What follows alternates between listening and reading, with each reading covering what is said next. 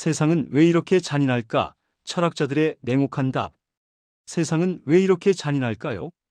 왜 열심히 노력한 사람이 반드시 보상을 받지 못하는 걸까요? 왜 착한 사람이 먼저 상처를 받고 나쁜 사람이 멀쩡히 잘 살아가는 걸까요? 왜 우리는 사랑하는 것을 잃고 나서야 그게 얼마나 소중했는지를 깨닫게 되는 걸까요? 이 질문 한 번쯤 해보신 적 있으시죠? 살다 보면 반드시 이 질문이 찾아오는 순간이 있습니다.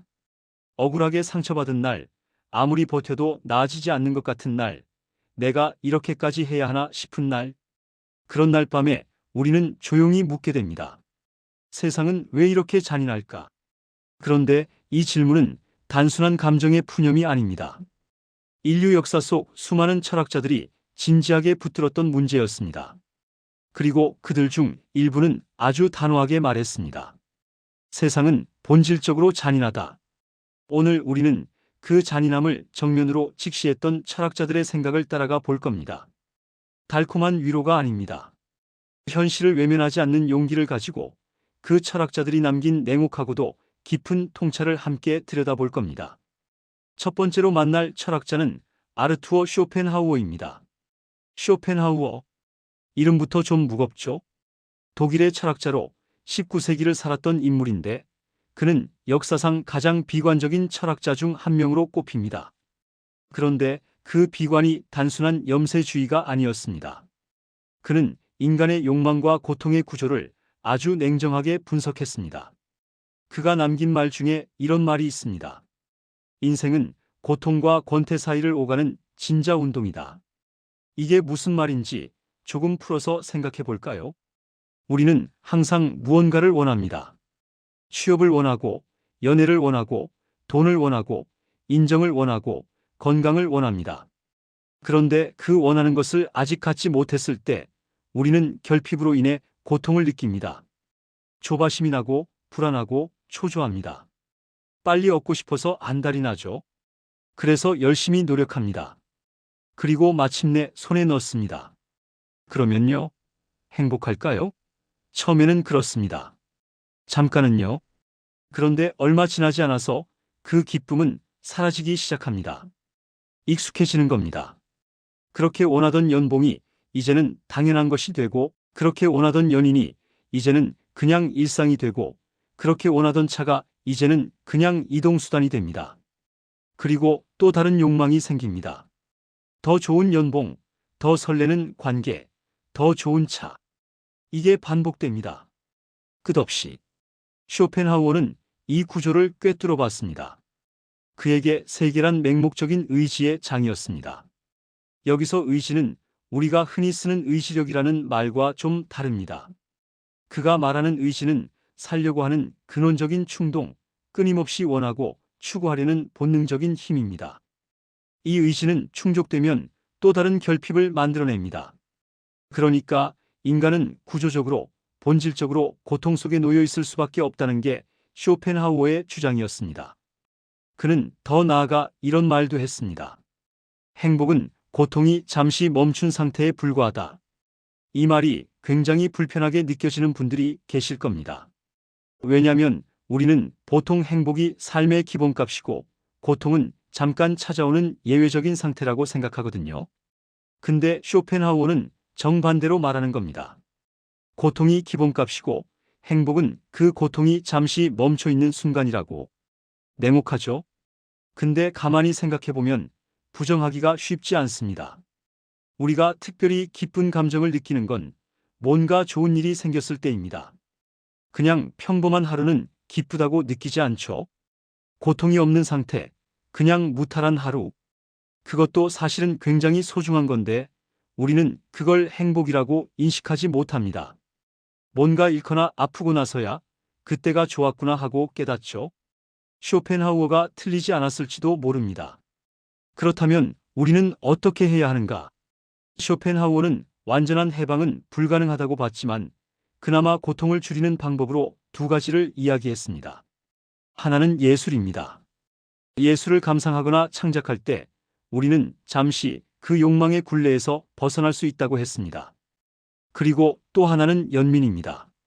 타인의 고통을 내 것처럼 느끼는 연민의 감정이 인간이 서로를 덜 해치고 함께 살아갈 수 있게 해주는 거의 유일한 도덕적 토대라고 했습니다.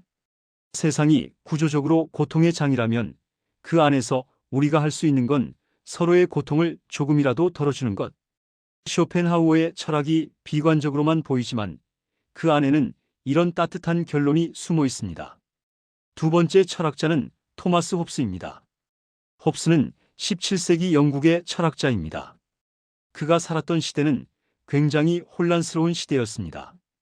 영국 내전이 일어났고 왕이 처형당하는 것을 목격했습니다. 전쟁과 죽음, 권력 다툼을 직접 눈으로 보고 겪으며 살았습니다. 그 경험이 그의 철학에 고스란히 녹아 있습니다. 홉스는 인간의 자연 상태, 즉 국가도 법도 질서도 없는 상태에서 인간이 어떻게 행동할지를 이렇게 묘사했습니다. 만인의 만인에 대한 투쟁. 국가가 없고 법이 없고 강제할 수 있는 권력이 없는 상태라면 인간은 어떻게 될까요? 홉스는 그 상태에서 인간은 서로를 신뢰하지 않는다고 말했습니다. 오히려 먼저 공격하지 않으면 내가 공격당할 것을 두려워하기 때문에 선제적으로 행동하려 합니다. 내가 먼저 가져가지 않으면 남이 가져갈 것이기 때문에 협력보다는 경쟁을 선택합니다. 그 결과 자연 상태에서 인간의 삶은 이렇게 됩니다. 고독하고 가난하며 비참하고 잔인하고 짧다. 이 5가지 단어 솔리터리, 푸어, 네스티, 브루티쉬, 앤드 쇼트. 홉스가 쓴 이 표현은 지금까지도 회자됩니다. 너무 정확하게 인간의 비참한 상태를 표현했기 때문입니다. 홉스는 인간이 본래 선하다는 믿음을 거부했습니다. 루소 같은 철학자는 인간이 본래 선한데 사회가 그것을 타락시켰다고 봤지만 홉스는 달랐습니다.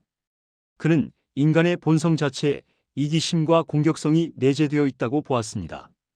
그러니까 세상의 잔인함은 우연이 아니라는 거죠. 우리가 나쁜 사람들 속에 살기 때문이 아니라 인간이라는 존재 자체가 어떤 조건 아래에서는 잔인해질 수 있다는 겁니다. 그렇다면 어떻게 해야 하는가? 홉스는 사회 계약을 이야기했습니다. 인간들이 서로 죽고 죽이는 상태에서 벗어나기 위해 자신의 권리 일부를 국가에 넘기고 대신 보호를 받는 계약을 맺는다는 겁니다. 이것이 국가의 기원이고 법과 질서의 근거라는 거죠. 이게 왜 중요한 이야기냐면 우리가 당연하게 누리고 있는 이 평화로운 일상이 사실은 굉장히 인위적으로 만들어진 것이라는 점을 일깨워주기 때문입니다. 법이 없으면, 경찰이 없으면, 사회적 규범이 없으면 우리는 얼마나 빠르게 무너질 수 있는가? 홉스는 그 질문을 던진 겁니다. 그리고 그의 대답은 굉장히 솔직했습니다. 우리는 생각보다 훨씬 빠르게 무너질 수 있다. 이게 비관적으로 들리지만 동시에 굉장히 중요한 인식이기도 합니다. 우리가 지금 평화롭게 살 수 있는 건 누군가가 만들어 놓은 질서 위에 서 있기 때문이라는 것. 그리고 그 질서는 저절로 유지되는 게 아니라 우리 모두가 의식적으로 지켜야 한다는 것. 세 번째 철학자는 프리드리히 니체입니다. 니체. 아마 이 채널을 보시는 분들 중에 가장 많이 들어보셨을 이름일 겁니다. 독일의 철학자로 19세기 후반을 살았고 그의 사상은 지금까지도 굉장히 많은 영향을 미치고 있습니다. 니체는 세상의 잔혹함을 가장 직접적으로 그리고 가장 도발적으로 응시한 철학자입니다. 그는 이런 말을 남겼습니다. 시면을 오래 들여다보면 시면 또한 너를 들여다본다. 이 말이 굉장히 섬뜩하게 느껴지는 분들이 계실 겁니다. 시면이라는 건 어둠, 공허, 끝을 알 수 없는 깊은 곳을 의미합니다. 삶의 어두운 면, 고통, 무의미함, 죽음 같은 것들이죠.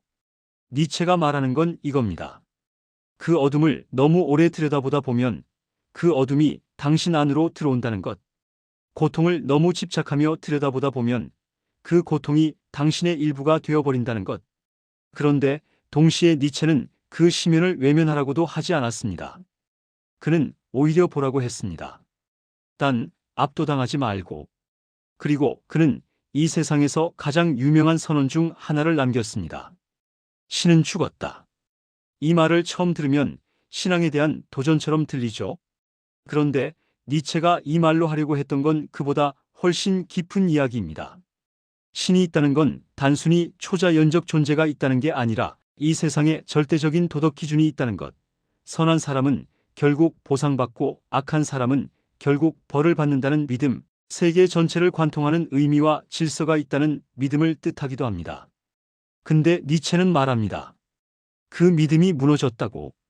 이제 세상은 우리를 보호하지 않습니다. 우리를 대신해서 정의를 실현해 주지도 않습니다. 착하게 살았다고 해서 행복이 보장되지 않고 나쁘게 살았다고 해서 반드시 벌을 받지도 않습니다. 이것이 니체가 말하는 현대의 조건입니다. 그렇다면 우리는 어떻게 살아야 하는가? 여기서 니체는 절망하지 않습니다. 오히려 그는 이렇게 외칩니다. 너를 죽이지 못하는 고통은 너를 더 강하게 만든다. 이 말 들어보셨죠? 굉장히 많이 인용되는 말입니다. 근데 이게 단순한 자기 개발 명언이 아닙니다. 이건 니체의 철학 전체와 연결되는 이야기입니다. 니체는 인간이 고통을 통해 단련된다고 봤습니다. 안락한 삶, 아무런 저항도 없는 삶은 오히려 인간을 약하게 만든다고 보았습니다. 반면 어려움을 직면하고 그것을 버티고 넘어선 사람은 그 과정에서 깊어진다고 했습니다. 그가 말하는 초인이라는 개념이 있습니다. 초인은 슈퍼맨처럼 특별한 능력을 가진 존재가 아닙니다. 세상이 공정하지 않다는 것을 알면서도, 신이 없다는 것을 알면서도 그럼에도 불구하고 자신만의 가치를 창조하고 그것을 향해 나아가는 인간. 외부에서 주어진 의미가 아니라 스스로 의미를 만들어내는 인간. 그것이 니체가 말하는 초인입니다. 세상이 잔인하다. 신도 없고 구원도 없고 보장도 없다. 그럼에도 불구하고 나는 내 삶에 의미를 부여하고 나아간다. 이것이 니체의 태도였습니다. 네 번째 철학자는 알베르 카미입니다. 카미는 20세기 프랑스의 작가이자 철학자입니다. 두 차례의 세계대전을 경험한 세대의 사람이고 그의 철학은 그 혼란과 참혹함 속에서 탄생했습니다.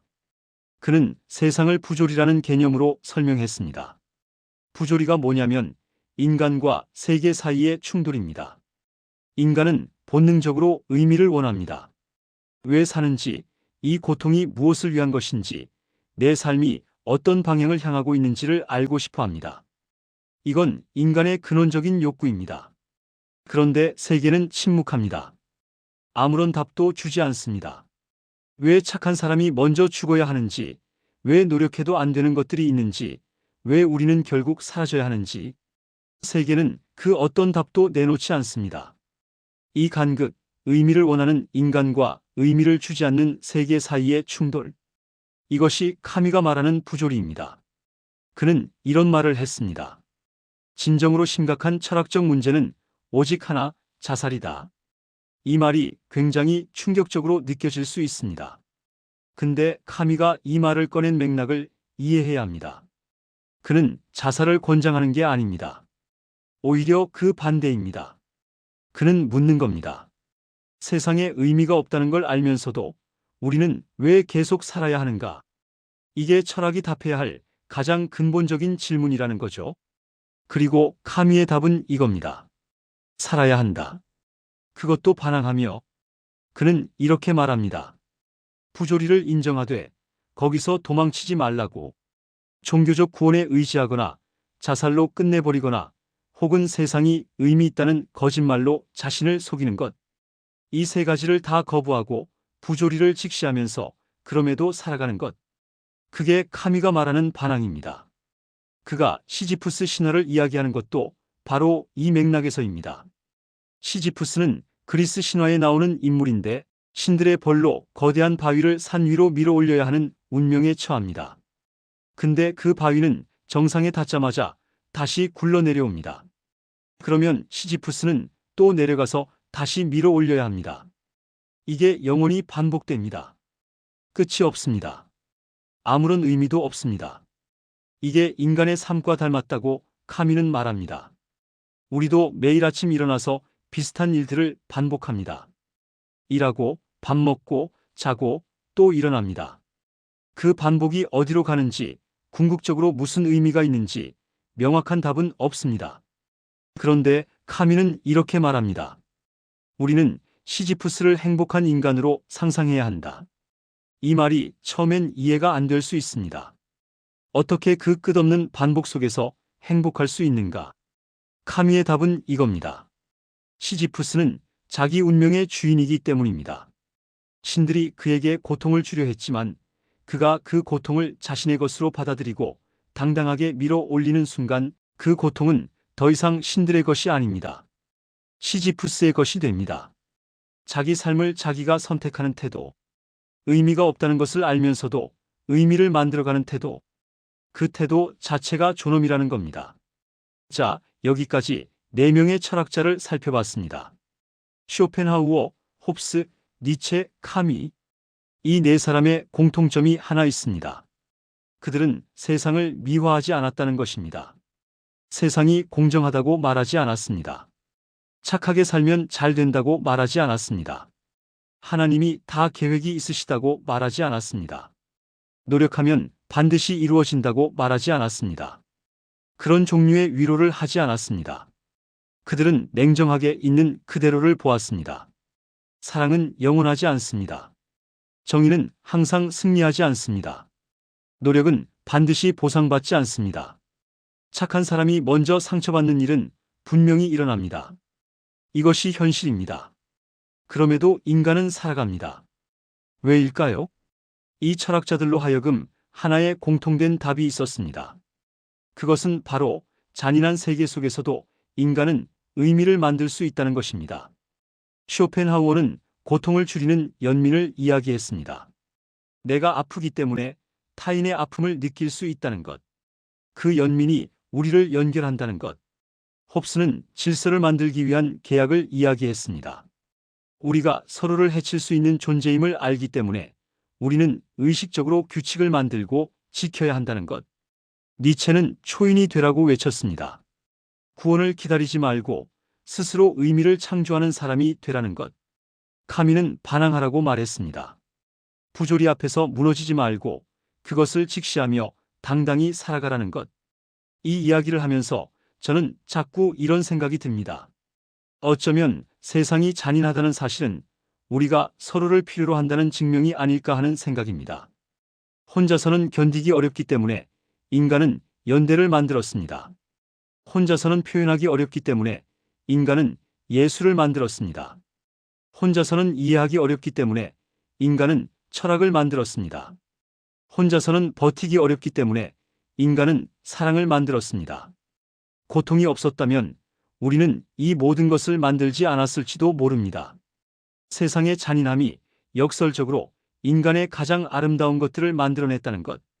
이게 굉장히 아이러니하지만 동시에 굉장히 위로가 되는 사실이기도 합니다. 철학자들은 세상의 잔혹함을 폭로했습니다. 하지만 동시에 그 속에서 살아가는 방법도 제시했습니다. 세상은 잔인합니다. 그러나 인간은 그 잔인함을 인식할 수 있는 존재입니다. 그리고 그것을 인식하는 순간 우리는 단순한 피해자가 아니라 의미를 창조하는 존재가 됩니다. 세상이 잔인하다는 것을 아는 사람은 타인의 고통에 더 예민해질 수 있습니다. 왜냐하면 그 고통이 어떤 것인지 자신도 알기 때문입니다. 행복이 영원하지 않다는 것을 아는 사람은 지금 이 순간을 더 깊이 붙잡을 수 있습니다. 왜냐하면 이것이 사라질 수 있다는 것을 알기 때문입니다.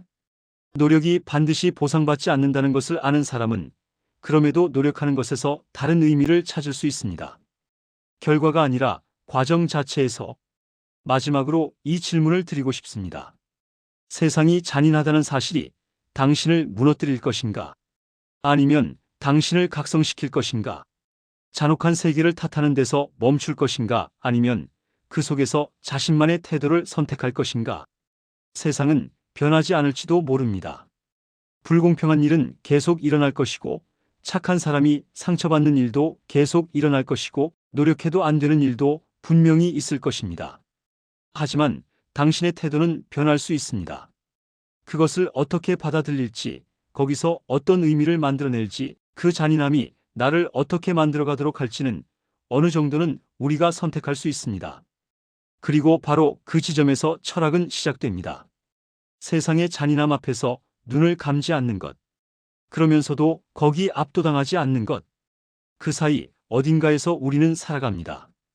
그리고 그렇게 살아가는 것 자체가 어쩌면 이미 충분한 답일지도 모릅니다. 오늘 이 이야기가 누군가에게 조금이라도 닿았으면 좋겠습니다. 특히 지금 힘든 분이 계시다면 그 힘듦이 당신만의 이상한 경험이 아니라는 것, 수천 년 전부터 인류가 함께 고민해온 질문이라는 것, 그리고 그 질문 앞에서 당신은 혼자가 아니라는 것을 기억해 주셨으면 합니다.